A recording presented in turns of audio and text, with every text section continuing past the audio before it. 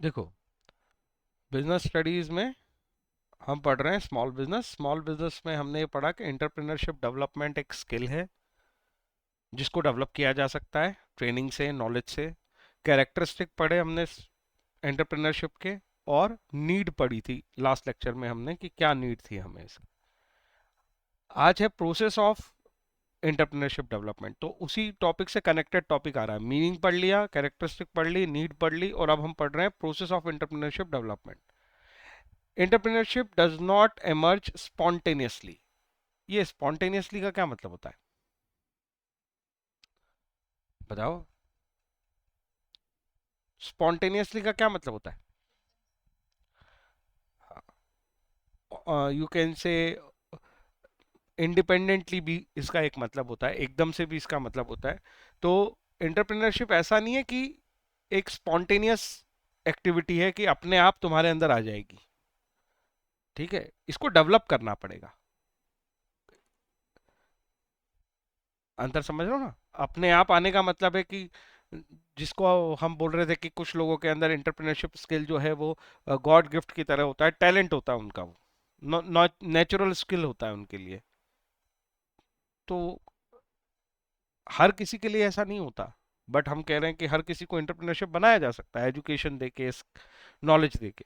तो entrepreneurship spontaneously emerge नहीं होता, बल्कि हमें कुछ प्रोसेस करके इसे डेवलप करना होता है। तो कैसी प्रोसेस करनी पड़ेगी हमें, उस बारे में ये टॉपिक है।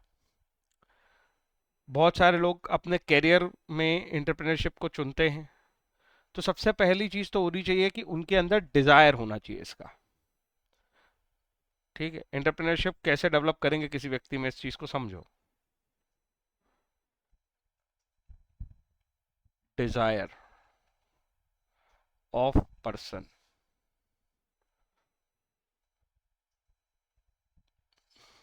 टू अर्न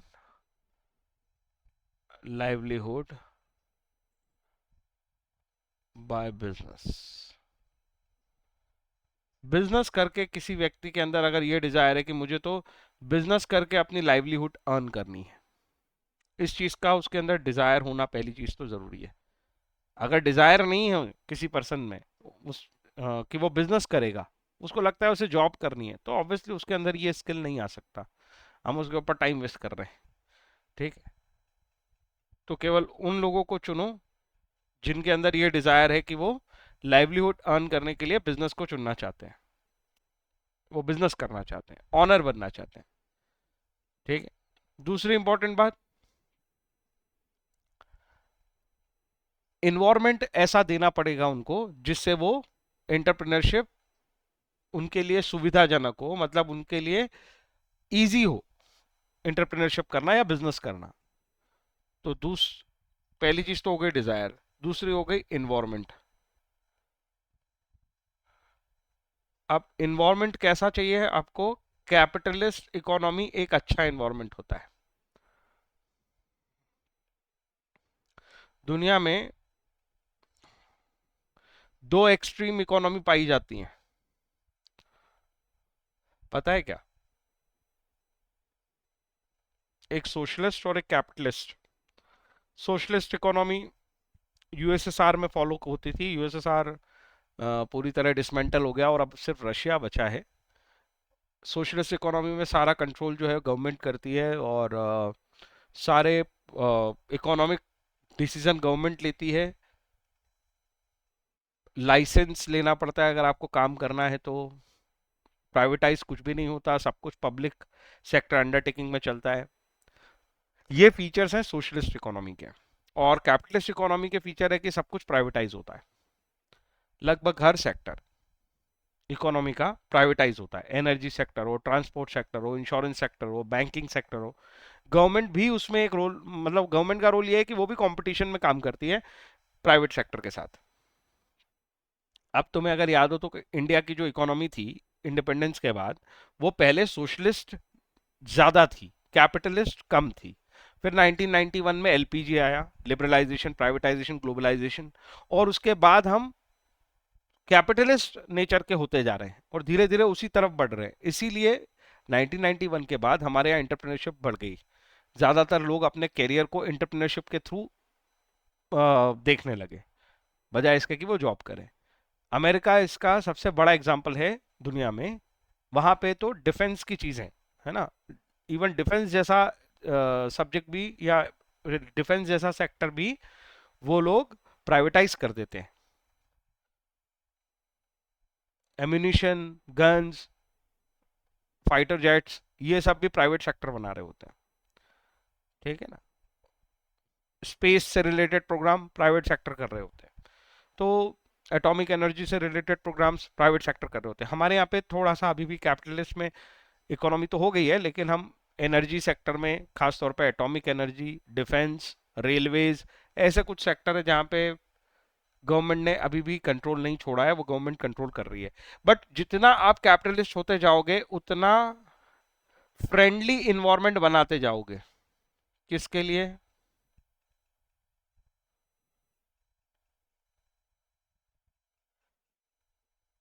एंटरप्रेन्योर्स के लिए।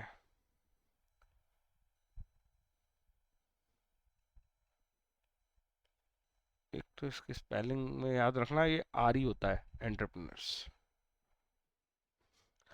सो दो चीजें हो गई। ऐसे लोगों को ढूंढो जिनके अंदर डिजायर है एंटरप्रेन्योर बनने का।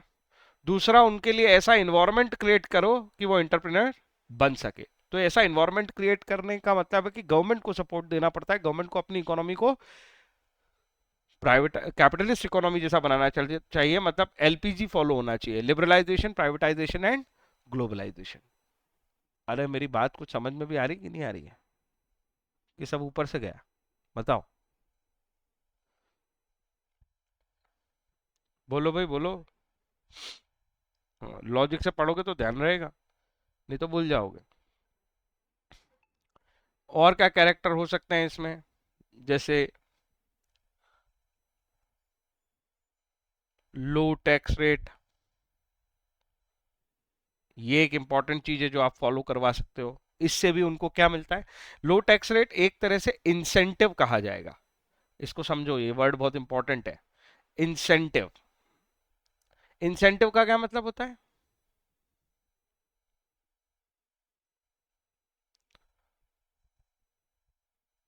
बोलो, इंसेंटिव का क्या मतलब होता है? इंसेंटिव का मतलब होता है बेनिफिट। हाँ, इंसेंटिव मतलब ऐसा बेनिफिट जिससे लोगों के अंदर एनकरेजमेंट आए कि यार ये काम कर लेते हैं। जैसे टैक्स रेट को लो रखना, अगर आप बिजनेस करोगे तो आपके ऊपर जो टैक्स है वो कम लगेगा, तो लोग एंटरप्रेन्योर बनने की कोशिश करेंगे। समझ रहे हो? तो ये पैराग्राफ याद नहीं होगा। ये सब कोई भी जब भी थ्योरी पढ़नी है तो इसी तरीके से उसके अंदर से काम की चीजें निकालो। तो हम पढ़ रहे हैं प्रोसेस ऑफ एंटरप्रेन्योरशिप डेवलपमेंट। तो इसके अंदर हमने सबसे पहले ये देखा कि यार ये एंटरप्रेन्योरशिप जो है वो स्पॉन्टेनियसली अपने आप से क्रिएट होने वाला स्किल नहीं है, इसको क्रिएट करवाना पड़ेगा।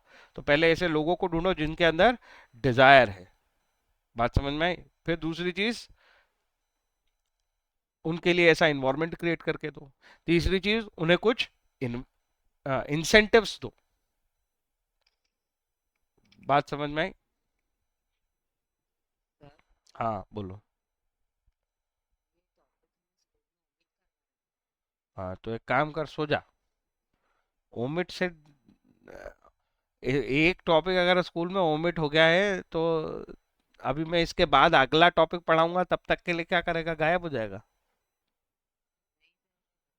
हाँ ठीक है, कोई बात नहीं, ओमिट करा रखा है तो काम की चीजें ही हैं ये जो मैं सिखा रहा हूँ ना, ये बिना काम की बातें नहीं है। ये इंसेंटिव वर्ड ना जाने कितनी जगह सीखना पड़ेगा, और गवर्नमेंट कैसे इंसेंटिव देती है उसका एग्जाम्पल है ये। ठीक है। इंसेंटिव का एक और एग्जाम्पल है, वो इंसेंटिव का एग्जाम्पल ही पकड़ लो तुम। वो है इम्पोजिंग, नहीं, या इसको कह लो इंपोर्ट एक्सपोर्ट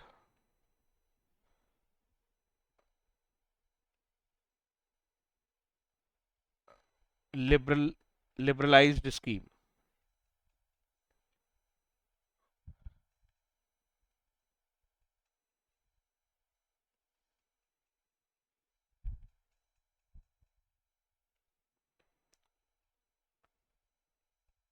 इंडिया में अगर तुम्हें पुराना याद हो, मैंने ये बात पहले भी तुम्हें कही है कई बार कि 1991 से पहले हम बहुत हाई टैरिफ लेते थे इंपोर्ट्स पे। टैरिफ मतलब टैक्स, इंपोर्ट ड्यूटी बोलते हैं उसको। और बैन थे बहुत सारे प्रोडक्ट हम इंपोर्ट नहीं करने देते थे इंडिया में।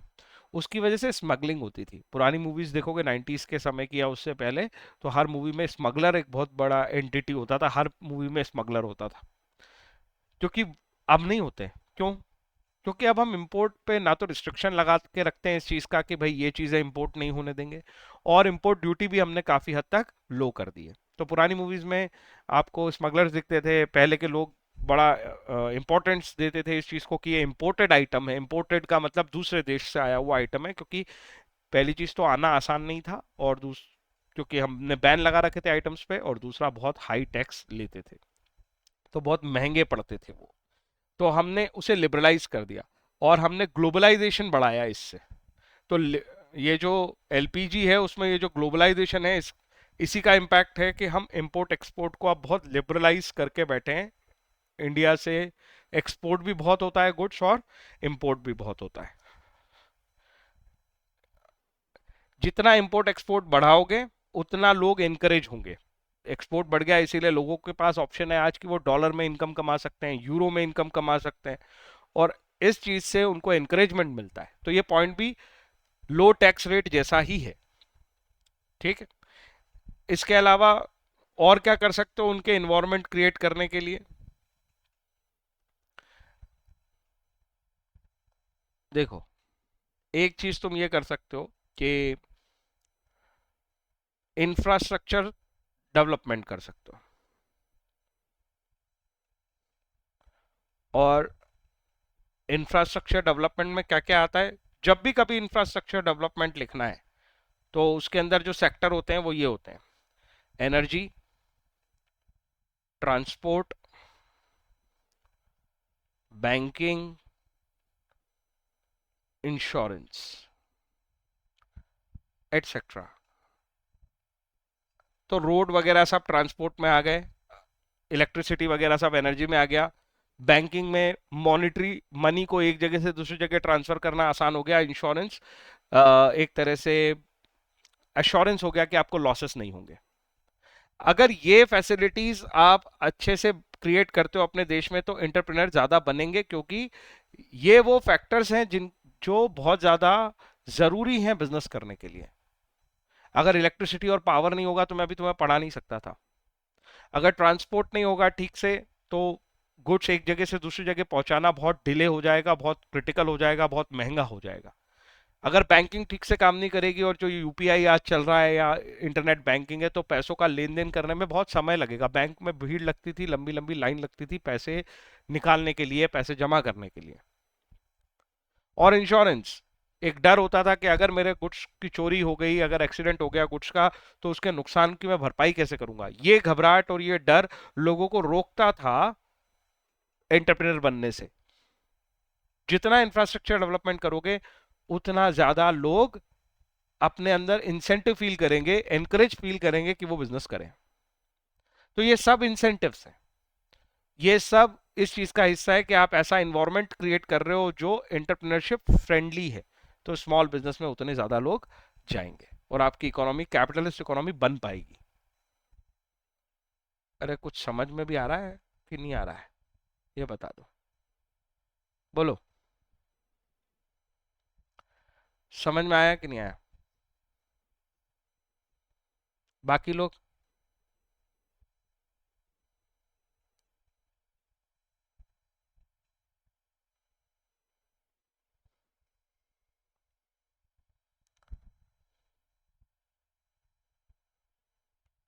आखिरी दो पॉइंट और हैं इसमें, छोटे छोटे।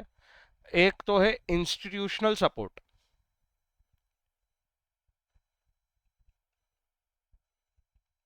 कोई इंस्टीट्यूशन तुम्हें पता है जो स्मॉल बिजनेस को सपोर्ट करता है और गवर्नमेंट ने बना के रखा हो इनके लिए? कोई एड वेड देखते हो तुम, एडवर्टाइजमेंट में आता हो, बताओ। इंस्टीट्यूशन फाइनेंशियल सपोर्ट देता हो, टेक्निकल सपोर्ट देता हो, ऐसा कोई इंस्टीट्यूशन पता है जो स्मॉल बिजनेस को सपोर्ट देता है?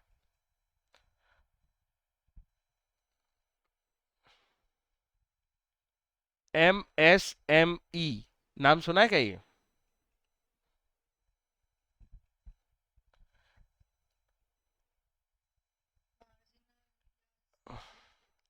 Micro small medium, MSME, micro small medium enterprise.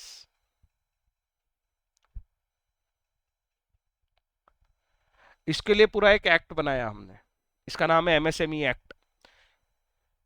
इस एक्ट के अनुसार एक बॉडी डेवलप करी है जो कंटिन्यूअसली इंडिया में इंस्टीट्यूशनल सपोर्ट प्रोवाइड करती है छोटे बिजनेसेस को। इनको लोन देती है, ट्रेनिंग देती है, एजुकेशन देती है। MSME नाम तुमने पहले भी सुना है, और नहीं सुना है तो आगे और सुनोगे अभी इसको कई बार। जैसे नाबार्ड कितनी बार सुना है, वो एग्रीकल्चर सपोर्ट के लिए है, बैंकिंग है, बैंक एक तरह का बैंकिंग इंस्टीट्यूशन है, फाइनेंशियल प्रोवाइड करता है। वैसे ही MSME जो है, ये MSME बोर्ड करके बॉडी है वो, और वो MSME एक्ट से चलती है। MSME बोर्ड ये गवर्नमेंट ने डेवलप करी है, और माइक्रो स्मॉल और मीडियम एंटरप्राइजेस को सपोर्ट सिस्टम के लिए ये इंस्टीट्यूशनल सपोर्ट है जो गवर्नमेंट उन्हें देती है। And the last thing is social support. अगर ये सब आप क्रिएट कर दो तो आप एक ऐसा इन्वायरमेंट क्रिएट कर लोगे जिससे आप कैपिटलिस्ट इकोनॉमी बना पाओगे, जिससे आप एंटरप्रेन्योर्स को एनकरेज कर पाओगे, और ऐसे लोग जिनका डिजायर है कि वो बिजनेसमैन बने in comparison to an employ to some business, तो आप एंटरप्रेन्योरशिप डेवलप कर रहे हो। So this is process of developing entrepreneurship skill.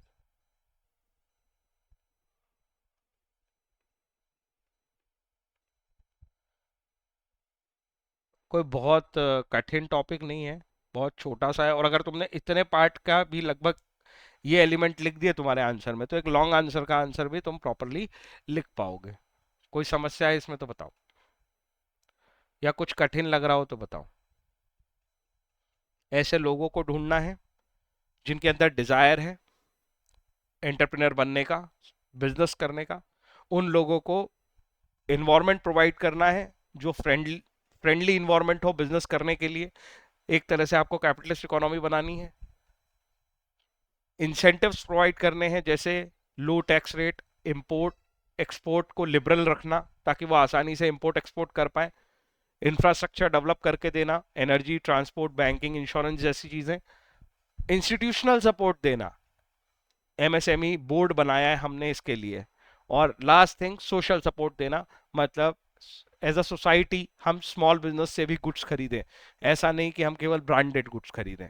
अगर ऐसा करोगे एज अ सोसाइटी, तो बाद में तुम ही पछताओगे, क्योंकि वो जो बड़ी ऑर्गेनाइजेशन है वो मोनोपोली बना लेगी, फिर वो अपने हिसाब से प्राइसेस डिसाइड करेगी, and you don't have any choice कि आपको उससे खरीदना पड़ेगा। तो you need to support the small business. लोग कोशिश करते हैं, और तुम ये अवेयरनेस फैलाते हैं लोगों में कि नहीं, छोटे बिजनेसमैन से भी कुछ गुड्स खरीदो। खास तौर पे जब हमारे यहाँ फेस्टिवल वगैरह होते हैं तो हम कोशिश करते हैं नहीं, छोटे छोटे बिजनेसमैन से ही हम गुड्स खरीद लेंगे, कोई जरूरी नहीं कि हर बार ब्रांडेड चीजें ही खरीदी जाए और बड़े बिजनेस को ही सपोर्ट दिया जाए। कुछ समझ आई क्या बात, कि नहीं आई?